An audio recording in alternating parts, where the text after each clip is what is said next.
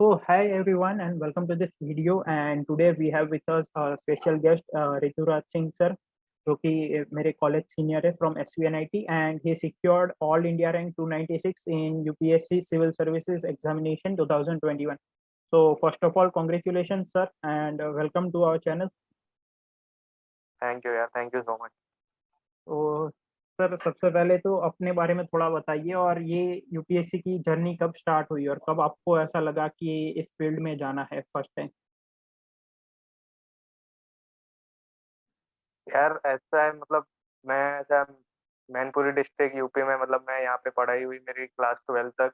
Okay उसके बाद college में मतलब इतना एक के बैकग्राउंड में ये था कि हाँ कभी सिविल सर्विसेज करना तो है, बट ओके ऐसा श्योरिटी नहीं थी कि कब करना है। Okay sir. Even college time पे भी मतलब इतना श्योरिटी नहीं आई थी, क्योंकि मतलब ऐसा था कि कॉलेज में ये था कि प्लेसमेंट ले लेते हैं, क्योंकि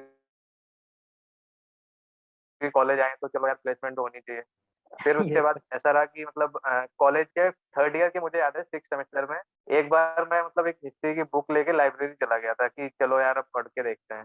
ओके बट ऐसा हुआ कि मतलब 1 घंटे पढ़ाऊंगा, फिर मेरा मन सा उग गया कि अरे नहीं यार नहीं हो रही मेरे से। तो फिर मैंने ओके वो छोड़ा। फिर उसके बाद कॉलेज खत्म हुआ, जॉब पे जब मैं जॉब पे गया तब मुझे थोड़ा सा लगा कि हाँ अब थोड़ा सीरियसली इसको प्रिपेयर करते हैं। तो during my job eight Reliance industries मैंने मतलब थोड़ा थोड़ा पढ़ना शुरू किया था बेसिक बुक्स को, जो एनसीईआरटीज रहती हैं या फिर जो कुछ भी वीडियो से टॉपर्स के, तो उनसे मैंने ये जाना कि मतलब ये एग्जाम क्या है। जैसे अपने कॉलेज से साफिन सर निकले थे Safin 2017 sir. I guess. Yes sir. हाँ, तो उन्होंने भी बताया था कि पहले एग्जाम में जाने से पहले पहले एग्जाम को जानो कि ये क्या है।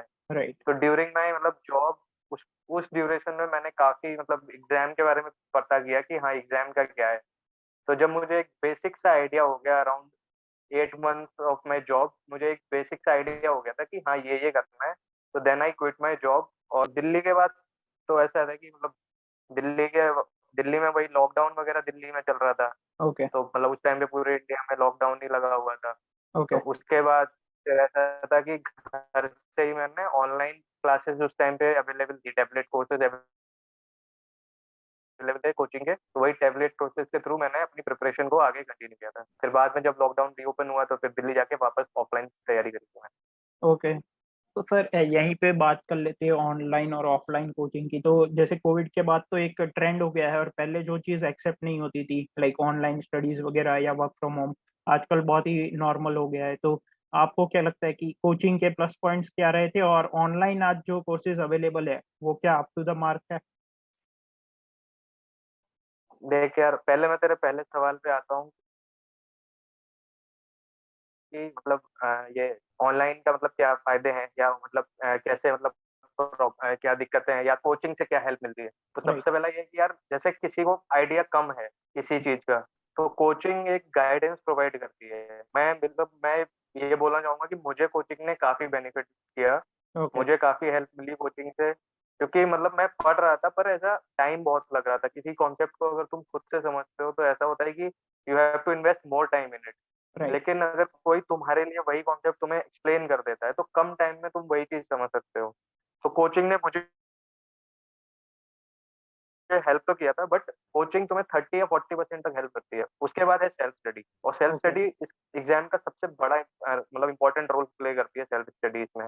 तो कोचिंग मेरे हिसाब से जिनको आइडिया कम है वो कोचिंग जरूर लें। ओके। लेकिन अब आते हैं तुम्हारे दूसरे पार्ट में कि ऑनलाइन वाले में आजकल इतना कंटेंट ऑनलाइन अवेलेबल है कि तुम्हें ऐसा दिल्ली जाने की जरूरत है नहीं। ओके। मतलब ऑनलाइन तुम्हें अलग अलग यूट्यूब चैनल पे इवन सब्सक्रिप्शन भी बहुत सारे आ रखे हैं। राइट। इवन फ्री सब्सक्रिप्शन हो गए या फिर आप कहीं से भी ले सकते हो, तो वो उससे आप तैयारी कर सकते हो।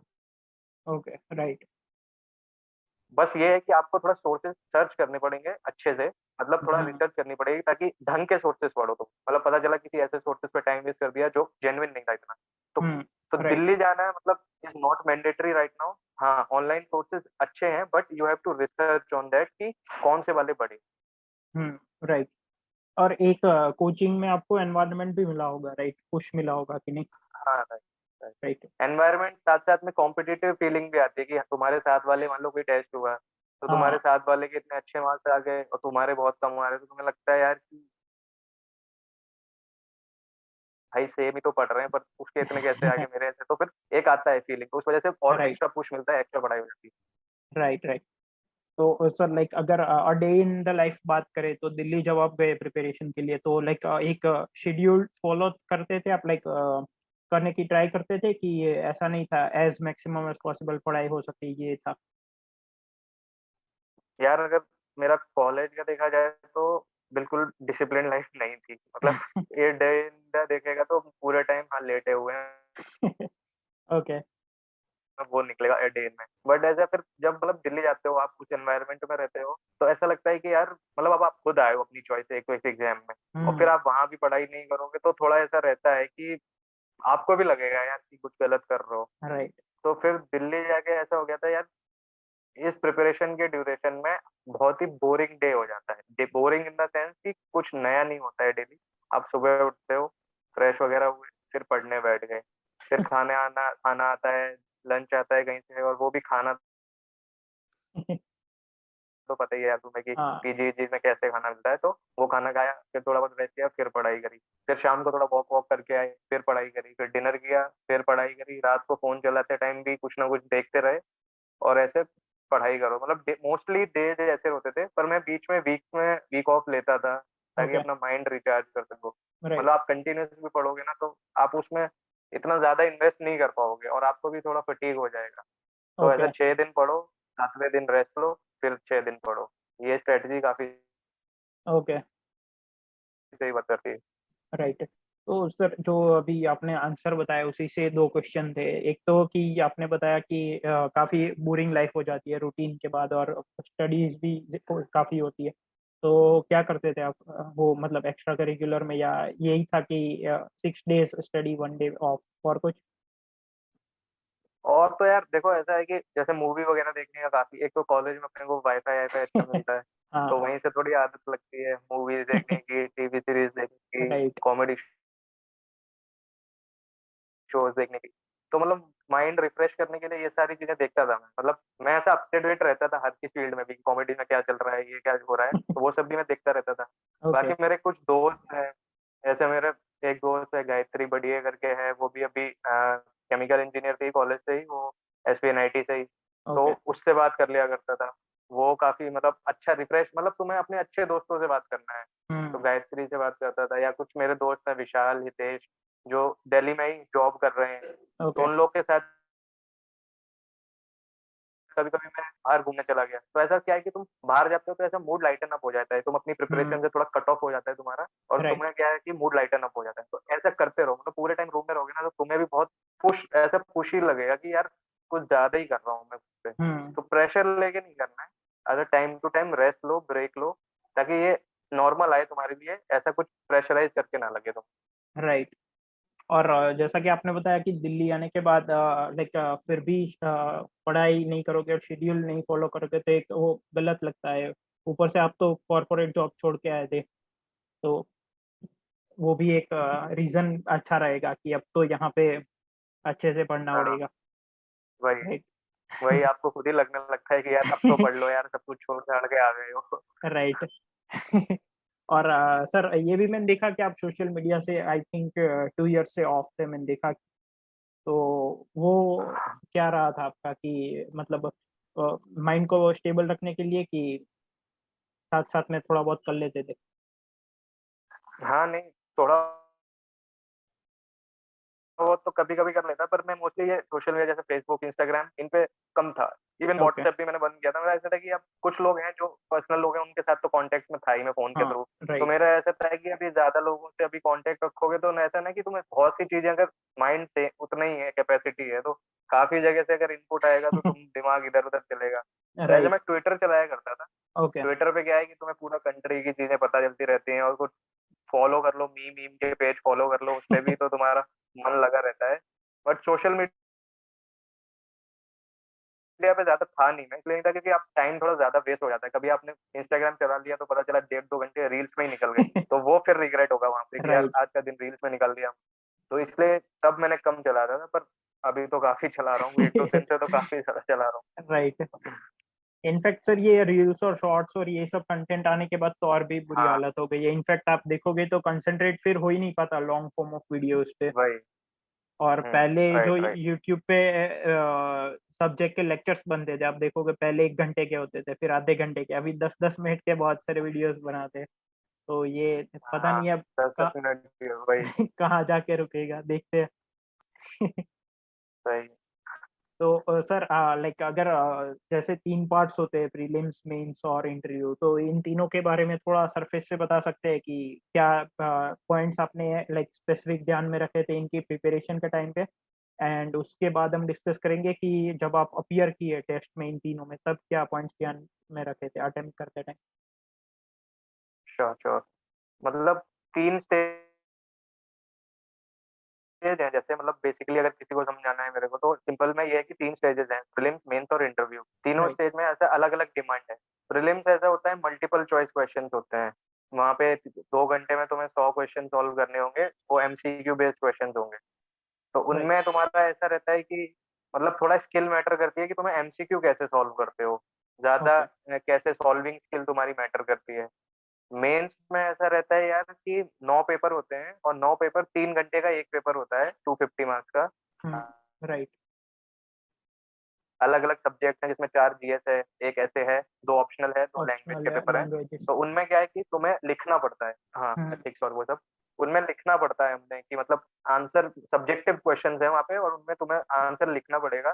तो उसकी प्रैक्टिस और उसकी प्रीलिम से तैयारी थोड़ी डिफरेंट हो जाती है।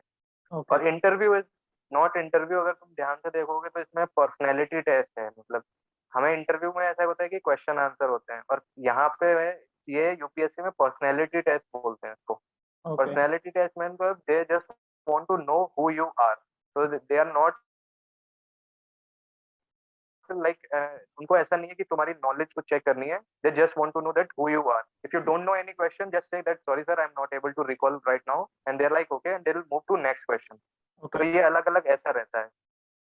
और राइट। फिर तुम्हारे दूसरे क्वेश्चन पे आते हैं कि तैयारी कैसे करी। तो मोस्टली ऐसा है कि तैयारी के लिए तो जो कुछ बेसिक बुक्स हैं वो सबको मतलब इंटरनेट पे पता चल जाएंगी कि ये राइट। बेसिक बुक्स हैं, उनको पढ़ लो। फिर प्रीलिम्स के लिए तैयारी ऐसा रहता है कि तुम्हें टेस्ट पेपर ज्यादा लगाने होते हैं। मतलब जो ओके। टेस्ट सीरीज हो गई वो वहाँ पे अवेलेबल रहते हैं, उनमें से आपको टेस्ट सीरीज में से ज्यादा क्वेश्चंस लगाओ तो उसके प्रीलिम्स हो जाता है। मेंस की तैयारी में ऐसा है कि आपको पेपर मतलब 3 घंटे टाइम फ्रेम में सॉल्व करने में आना चाहिए, क्योंकि 20 क्वेश्चन आते हैं एक पेपर में। और उसमें अगर आपको स्पीड राइटिंग नहीं है, क्योंकि आपको वहाँ क्वेश्चन को थिंक भी करना है, मल्टी हाँ। डायमेंशनल सोचना है। राइट। और वो क्वेश्चन सारे नए होते हैं और काफी अच्छे क्वेश्चन होते हैं। मतलब यूपीएससी के क्वेश्चन मतलब वो काफी मल्टी डायमेंशनल क्वेश्चन, दे मतलब make you think at that moment. Okay. But exam में ऐसा है कि तुम सोच ज्यादा सकते भी नहीं हो क्योंकि टाइम चला टाइम जाएगा। कम है। तो उसके लिए क्या है कि हाँ, टाइम कम है। तो उसके लिए क्या है कि पहले प्रैक्टिस काफी करो आंसर राइटिंग की। आंसर राइटिंग की हम लोग जब इतनी ज्यादा प्रैक्टिस कर लेते हैं तो हमारा माइंड अपने आप को उस तरह से मतलब क्या बोलते हैं प्रोसेस कराने लगता है या प्रैक्टिस कर लेता है कि हम उसको मेंस में वैसे रेप्लिकेट कराते हैं। और okay. Interview is something else. मतलब प्रीलिम्स और मेंस से थोड़ा ऐसे अलग ही है उसमें कि तुम प्रिपेयर बहुत करते हो, तुम मॉक इंटरव्यूज देते हो। वहाँ मॉक इंटरव्यूज में आपको काफी मतलब रिफाइन हो जाते हो। पर राइट। वहां पे क्या है कि आपकी रियलिटी सामने आ जाती है। वो मतलब इतने एक्सपीरियंस पैनल बैठा होता है कि you can not fool them. मतलब सीधी सी बात है कि you can not fool them. Hmm. They they will know that who you are. They'll simply ask some basic questions and you will say कि अरे बहुत ही basic questions हैं, but they will understand what kind of personality you have. तो ये okay. तीनों ऐसे अलग अलग स्टेज हैं, तीनों की तैयारी थोड़ा अलग अलग वे में। ओके। तो सर ये आपका फर्स्ट अटेम्प्ट था कि सेकंड? हाँ, ये पहला ही है। पहले अटेम्प्ट में ही आप और क्या हाँ मतलब सर्विस कौन सी आपको मिलेगी? अभी तो यार मतलब लास्ट ईयर की रैंक के हिसाब से आईएएस ही मिलनी चाहिए। लास्ट ईयर 350 तक आईएएस का गया था, तो आई ओके। एम होपफुल कि आईएएस ही मिलेगा। ओके। और प्रेफरेंस अगर आप बता सके क्या आपने रख दी? हाँ मतलब फर्स्ट पे मैंने आईएएस रखा था, इंडियन एडमिनिस्ट्रेटिव सर्विस। सेकंड पे इंडियन पुलिस सर्विस था, आईपीएस। थर्ड पे इंडियन फॉरेन सर्विस था, जो ओके। डिप्लोमेट वगैरह होते हैं। राइट। फोर्थ पे आईआरएस था, Indian revenue service, revenue service. IT, income tax वाला। ओके। हाँ। और फिफ्थ पे था आईआरएस, कस्टम एंड एक्साइज वाला। ओके, ये टॉप 5 थे। 5 प्रेफ़रेंस मेरी है। ओके। तो सर लाइक कुछ चीज़ें ऐसी जो आपको लगता है कि और बेटर की जा सकती थी या कहीं मिस हो गई?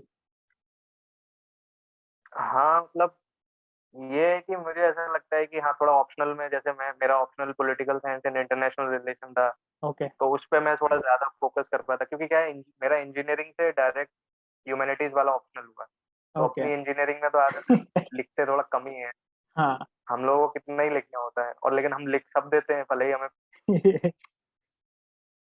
पेपर के बारे में पता कुछ भी ना हो। फिर वहाँ से थोड़ा स्विच करना आर्ट साइड में, जहाँ पे आपको लिखना है और टू द पॉइंट और लिखना है। तो थोड़ा-सा ओके, प्रॉब्लम आया था इसमें, जो मैं सोचा है कि मैं थोड़ा और टाइम दे पाता अगर ऑप्शनल पे क्योंकि टाइम कम था मेरा पहले अटेम्प्ट में मतलब 1 डेढ़ साल की तैयारी में, हुँ, तो राइट, उतना अच्छे से नहीं हो पाया, तो उसमें थोड़ा कर सकता था मैं। तो ऑप्शनल का थोड़ा है, बाकी यार रिग्रेट्स तो चीज़ों के हैं ही कि इसमें वो हो जाता है, उसमें वो हो जाता है, but right, but in the and I मतलब ग्रैटिट्यूड ज़्यादा है रिग्रेट से कि अच्छा हो गया। राइट, तो वही है कि टाइम मतलब डिवाइड अच्छे से करो ताकि हर चीज़ पे बराबर फ़ोकस जा पाए क्योंकि हमें नहीं पता कौन से सब्जेक्ट में कितने मार्क्स आ जाएँगे। तो rather um, we should be prepared for all subject ताकि सब में सही-सही नंबर आए। हुँ, राइट। और सर ऐसा लगता है कि कॉलेज लाइक अगर कॉलेज का कोई स्टूडेंट देख रहा है, जिसको ऐसा है कि उसे भी यूपीएससी क्रैक करनी है, तो कॉलेज टाइम पे कुछ करना चाहिए प्रिपरेशन कि उसके बाद फुल फोकस्ड रहना चाहिए? देखो यार मतलब इसके 2 आंसर्स हो सकते हैं। जैसे पहला मैं अपना अगर खुद का एग्ज़ाम्पल दे देता हूँ, तो मैंने को कभी कॉलेज में नहीं पढ़ पाया क्योंकि थोड़ा ऐसा था मुझे कि कॉलेज ऐसा था कि कॉलेज लाइफ़ एन्जॉय करते हैं, कॉलेज में चीज़ें एक्सप्लोर करते हैं, तो मैंने राइट, अपना नहीं पढ़ पाया। बट मैं ऐसा सजेशन दूँगा कि if not everything you read, just read the newspaper. मतलब ओके, तुम एक आदत डाल दो, जैसे उसमें एडिटोरियल्स आते हैं, द हिंदू न्यूज़पेपर हो गया, इंडियन एक्सप्रेस हो गया, राइट, उनमें एडिटोरियल्स आते हैं जहाँ पे काफ़ी लर्नेड एक्सपीरियंस्ड लोग लिखते हैं। तो अगर आदत डाल लो कि उन एडिटोरियल्स को पढ़ने का, फास्ट रीडिंग करने का और एनालिसिस करने का कि मतलब वाक़ई में ये कहना क्या चाहते हैं। तो हुँ, अगर ये आदत अगर कॉलेज में पड़ गई ना तो आपके लिए काफ़ी बेनिफिट हो जाएगा क्योंकि मोस्टली क्या है कि हमारी आदत नहीं पड़ पाती है वो पढ़ने वाली। तो अगर हुँ, कॉलेज में अगर अच्छे रिगरस पढ़ाई नहीं कर रहे हो तो उससे अच्छा क्योंकि कॉलेज का भी पढ़ना होता है हाँ, राइट, सेमेस्टर का भी पढ़ना है, ये पढ़ना है और तो उससे बढ़िया है कि न्यूज़पेपर से हाँ, अवेयरनेस लेना शुरू कर दो। तो न्यूज़पेपर अगर एक बार हैबिट में आ गया तो फिर आगे काफ़ी ईज़ी हो जाएगा उनके लिए, बच्चों के लिए जो स्टार्ट कर रहे हैं। ओके। और फिर जब कोचिंग जॉइन करेंगे कॉलेज के बाद तो वो फ्लो ऑलरेडी मेंटेन्ड होगा लाइक उसमें 1 हाँ, आध महीना वही। बच जाएगा। Right, right. तो राइट, राइट, राइट और वो प्रोसेस को मतलब जितना वो क्या है कि पहले से बन चुका होगा तो ईज़ी होगा आगे जाने के राइट। तो सर लास्ट थिंग कुछ भी आप अपकमिंग एस्पिरेंट्स को कहना चाहो कुछ भी? लिए। मेरा तो यार मतलब यही सजेशन है कि जैसे ये एग्ज़ाम हम मोस्टली सोचते हैं बहुत पढ़ना चाहिए। जैसे हुँ, मेरा जो एक्सपीरियंस रहा है मैं ऐसा नहीं बोल सकता हूँ कि ये सही है, बट मैं अपने एक्सपीरियंस से ये बोलूँगा कि हमें ऐसा लगता है कि हमें बहुत पढ़ना है या हमें 10 बुक्स पढ़नी है, ऐसा नहीं है। सबसे पहले इस एग्ज़ाम को समझो कि डिमांड क्या है इस एग्ज़ाम की। ओके, बदलते हुए पैटर्न को समझो, फिर डिमांड समझो इस एग्ज़ाम की कि वो चेक क्या करना चाहते हैं। ओके, सिलेबस जो यूपीएससी ने डिफाइन किया है उसको ढंग से पढ़ो। Syllabus is like Gita for UPSC कि वो ढंग से ही पढ़ना है आपको। सिलेबस के बाहर वो कुछ नहीं पूछेंगे, सिलेबस के ही अंदर से पूछेंगे। उसके राइट। बाद जो सबसे इम्पोर्टेंट चीज़ है, जो मोस्टली लोग इग्नोर करते हैं, वो है मेंटल हेल्थ यहाँ पे। हम पढ़ाई, पढ़ाई, पढ़ाई, पढ़ाई सोचते रहते हैं, बट हुँ, इतना प्रेशर होता है, आप एक रूम में बैठ के रोज़ पढ़ रहे हो और आपको कुछ समझ नहीं आएगा क्योंकि इसका रिज़ल्ट भी एक 1 साल का 1 साल की आपने तैयारी करी, हुँ, फिर 1 साल एग्ज़ाम चलता है, हाँ, फिर 1 साल रिज़ल्ट आता है। एग्ज़ाम मतलब मिनिमम तो 2 साल लगेंगे ही लगेंगे। लगेंगे ही लगेंगे, राइट, उस टाइम पे अगर तुम्हारा मेंटल बैलेंस अच्छा नहीं क्योंकि बहुत बार ऐसा हुआ है कि तुमने बहुत अच्छी प्रिपरेशन की और तुम्हारे मतलब मॉक टेस्ट में 200 में से 40 नंबर ही आ रहे हैं। उस मोमेंट पे ना उठाना खुद को बड़ा मुश्किल होता है कि हुँ, तुम्हें लगता है कि यार इतना प्रिपेयर किया पर मार्क्स नहीं है। तो राइट, अगर हमें क्या है कि थोड़ा इमोशनली इंटेलिजेंट होना पड़ेगा और अपने मेंटल हेल्थ पे ध्यान देना पड़ेगा क्योंकि अगर मेंटल हेल्थ पे ध्यान दिया ना तो आप इस जर्नी को ना अच्छे से मतलब निभा पाओगे। राइट, और वरना क्या है कि अब जैसे मैं फॉर्च्यूनेट हूँ कि एक अटेम्प्ट में हो गया। मेरे राइट, से काफ़ी ज़्यादा टैलेंटेड लोग, मेरे से ज़्यादा मेहनत करने वाले ओके, वाले लोग, किसी-किसी का 3 अटेम्प्ट में हुआ है, किसी का 4 में हुआ है। तो खुद को मोटिवेट करने के लिए वो मेंटल हेल्थ का अच्छा होना बहुत ज़रूरी है। जो आप अपने फ्रेंड से, फैमिली से मतलब उनसे सपोर्ट माँगिए, जो आपको जेन्युइन आपको लगता है कि वो आपकी हेल्प कर सकते हैं। तो पढ़ाई एक पार्ट है और मेंटल हेल्थ मेंटल सबसे बड़ा पार्ट है इस एग्ज़ाम का। हाँ, राइट। तो उस पे फ़ोकस करना बहुत ज़रूरी है। ओके, ओके एंड आपके लिए 6 days working and 1 day leave वो एक अच्छा वर्क कर गया था स्ट्रैटेजी। हाँ, वही। हाँ, वो करो क्योंकि ब्रेक लो यार, मतलब तुम कंटीन्यूअस रिगरस पढ़ाई कैसे कर पाओगे? ब्रेक लोगे तो तुम रिचार्ज भी तो हो जाओगे। Right, right sir, right. Okay, so I hope कि जितने भी व्यूअर्स हैं हमारे उनको इससे कुछ ना कुछ हेल्प मिल जाएगी and thank you so much sir for joining and giving your time and hopefully you will get IAS. Thank you so much, thank you. It was my pleasure. Thank you so much. Thank you sir.